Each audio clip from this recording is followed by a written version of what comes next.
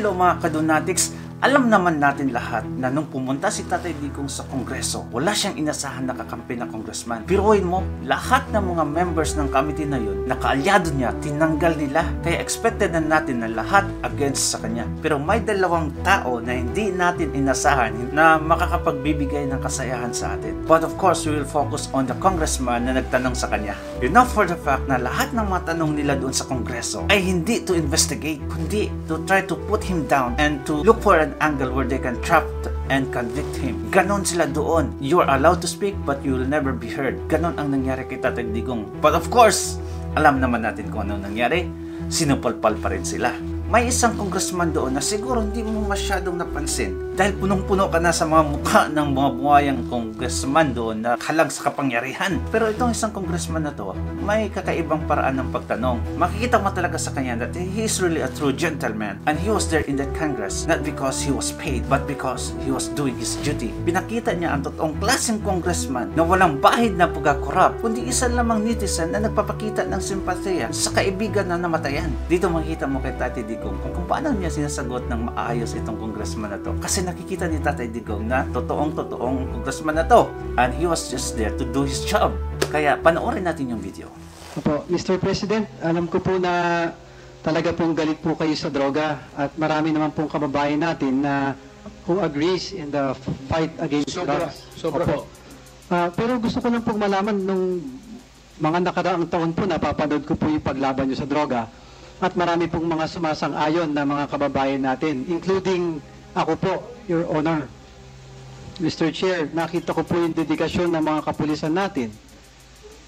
Sinasalang nila yung buhay po nila para sa paglaban ng illegal na droga. Meron lang po kasi ako, Mr. Chair, Sir, Mr. President, na nabago po yung kaunti ng naging experience sa pong personal. Hanggang ngayon po, galit din po ako sa droga. Pero kung matatanong ko lang po, with all due respect, Mr. President, yung po bang, meron po bang mga kapulisan na nakarating po sa inyo na ng abuso po nung paglaban natin sa droga? Lahat ho ng pulis, pati military na pumasok ng droga, patay. You can check it out. Wala akong pinalusot at nagbubugbog talaga ako ng pulis sa Davao, dyan sa istasyon. Pag nag-abuso, lasing, binubugbog yung asawa, susumbong sa akin, puro pasa. Pagdating sa patawag ko dyan, sa City Hall, may kwarto ako doon na maliit, katabi ng gubeta. Talagang inahampas ko yung mga gago na yan. Wala nakakalusot sa akin. Basta kriminal, kriminal ka, kipulis ka o ano, pagka kriminal ka, kriminal nga. Iyo, magtanong ko, kaya hindi na galing, magyayabang kasi ako, sir. Magtanong na lang kayo sa, recruiter din. Ilang pulis na matay pumasok sa droga. Sinabi ko na. Sinabi ko na sa inyo, wag. Kasi hindi tayo magkaintindihan. Maraming policer namatay dahil sa droga. Sinong pumatay? Gobyerno. At those initiative, akin. Ginoong tagapangulo, Mr. Chair, Mr. President, yung rason lang po kung bakit ko natanong yon, with all due respect po, kasi meron po nagkaroon po ng isang insidente noong 2020. With all due respect po, Mr. President, hindi po dahil nakaupo ako dito bilang isang representante, nangyari po to nung pribado pa po ako. Kaibigan ko po kasi na malapit to, Mr. President, na sana po yung masolusyonan ng Quad o baka po sa ilan po sa mga tao niya makatulong po para po kapatid ko kasi itong namatay, Mr. President. Ano po kasi, if I may read po yung istorya, ka-text ko po yung kuya niya na kaibigan ko po. Lumapit po yung pamilya Britannico sa inyo noong taong 2020 po.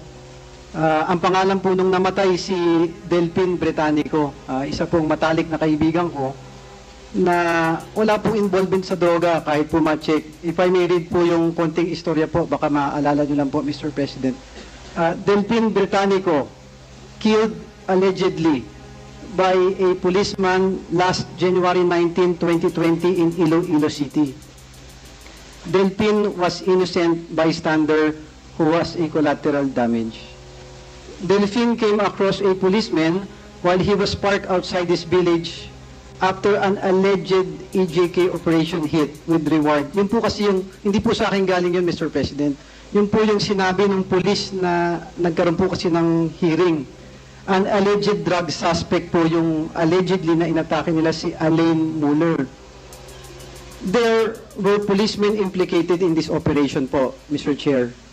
Police Corporal Joseph Andrew Hoven was identified by the NBI as the driver of the Mitsubishi Adventure used in the killing of Alain Muller and Britannico. Mr. President, yung istorya po kasi nito, si Del Britannico po, naglabas lang po, nagmamotor po sa umaga. Paglabas niya po, may nakita po siyang sasakyan na hindi niya alam kung sino, inaalis po yung mga sticker o nagpapalit ng anyo ng sasakyan. Bilang kaibigan ko, kilala ko po siya, nag-video po siya. Nakakita siguro ng something suspicious, nag-video. Ngayon nilapitan po siya nung sasakyan. Paglapit, anong binibidyo mo? Sagot po niya dahil suspicious kayo. Binaril po siya sa dibdib. Pagbaril, umabante po, akala patay na siya. Pinilit po ni Del, yung kaibigan ko, ibangon yung motor niya. Inatrasan pa po siya at binaril po muli, allegedly ng mga pulis. Hoben is identified, mga colleagues niya po na kapulisan, Morante and Escorial, as the ones who shot Delphine dead in January 19, 2020, as well as pointed out officers who directed the EJK killings of Muller. Yun po yung istorya, hindi naman ko po kilala yung Alain Muller na allegedly sinasabing inatake, Mr. President. Kaya ko lang po tinanong na nabanggit niyo po kanina na ang mga pulis na pag nagkakasala, hindi po tatagal sa inyo. Naniwala po ako doon. Pero ano po ang nangyari kaya dito? Sa Quad Committee, personal po sa akin to na para kong kapatid yung pinatay. Nakita po ni Ben yung mga pulis na nakasibilyan sa labas ng Prime Village na barangay na Belitasan, La Paz, Iloilo City kung saan po siya nakatira. Hindi niya rin po alam na may pinanggalingang krimen po yung mga pulis na yun at hindi niya alam na pulis yun. Mr. President, that's my appeal na siguro po doon sa hangarin ninyo na tapusin yung droga sa mabilis na panahon, wala pong masama doon.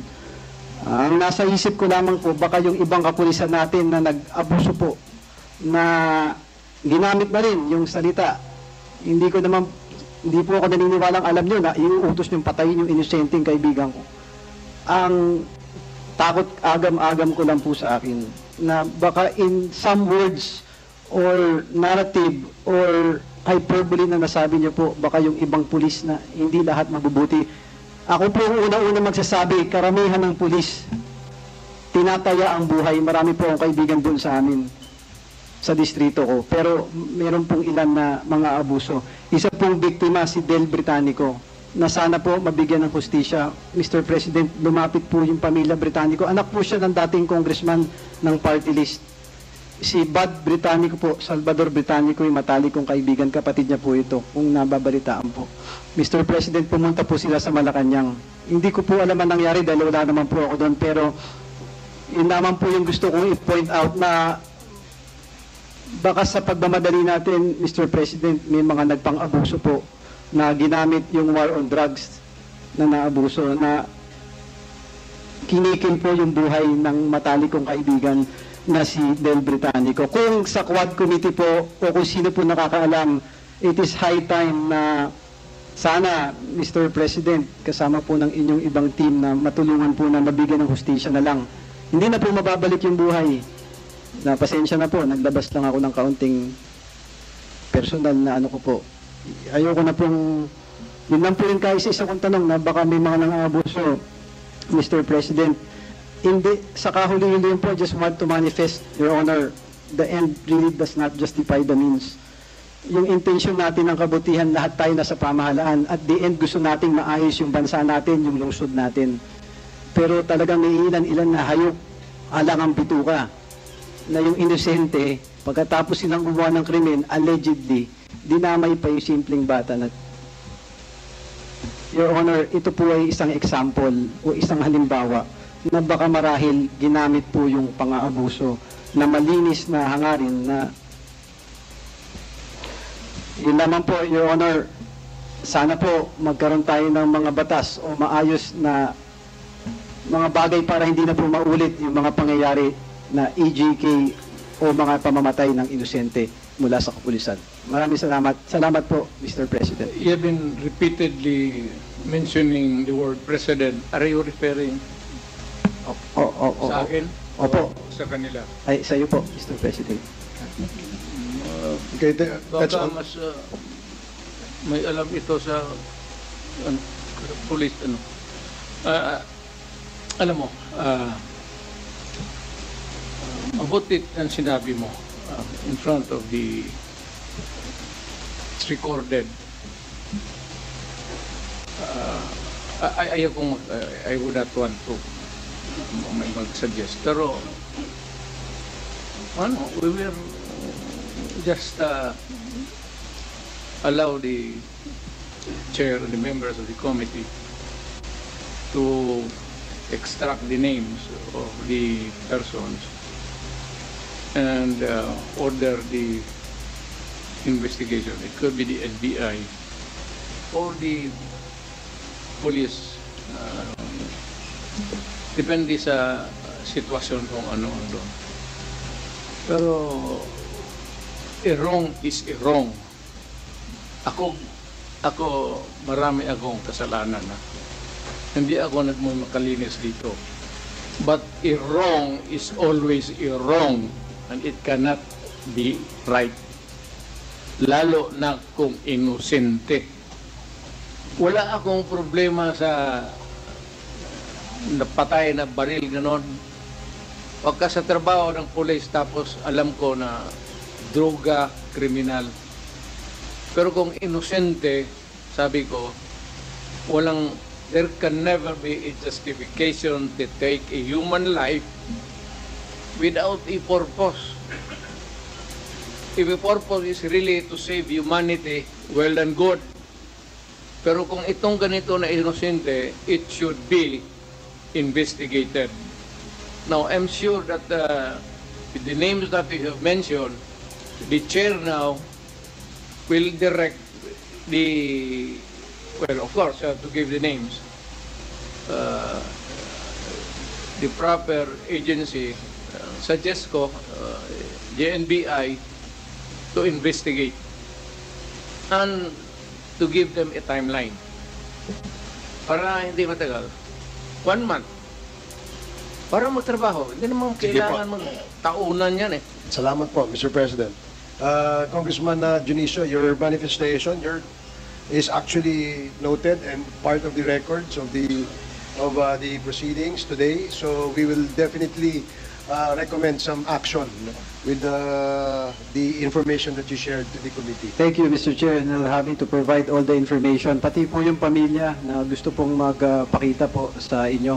Okay, kung sige, makakatulong salamat po. Alright. Salamat, Mr. Chair. Diba? Salamat Ang po, ganda. Mr. President. Ganito ang klaseng congressman na kailangan natin sa Kongreso. Kahit pa ayaw niya yung presidente, pero ipinapakita niya kung paano ang isang gentleman magtanong. Ganito ang klase ang dapat nating iboto. Di klase ng mga congressman na napaka-obvious, mga buhaya, magtanong. Suportaan natin tong congressman na to, mga kaibigan. I salute him. Isa lang yung tanong niya. Yun lang. Di kagaya ng ibang congressman dyan na alam naman natin ang tunay na pakay isiraan ang mga Duterte. Ang ganda lang, napaka-neutral niya. But the way he asked is approved to me.